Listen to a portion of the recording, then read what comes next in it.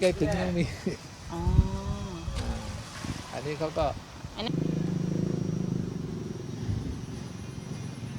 รับซื้อไปแล้วอ่ะ จะพวกเรือประมงพื้นบ้าน แต่สัตว์น้ำส่วนใหญ่ก็จะ นี่มันจะเป็นเรือเขาเรียกเรือเป็ด เรือเบ็ดล่ะ เรือลูกไกลเขา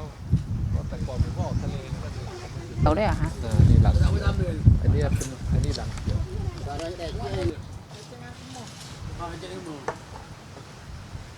มีท่านู้น อ๋อแล้วแต่ก็จะไป 2-3 เจ้า ค่ะพี่ทำอะไรกินนะโอเค เราจะถามว่าตอนเนี้ยปริมาณสัตว์น้ำที่นำมาจากทะเล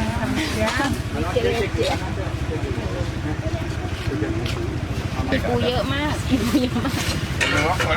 เนี่ยอันนี้แพงกิโลอันนี้เกาเกต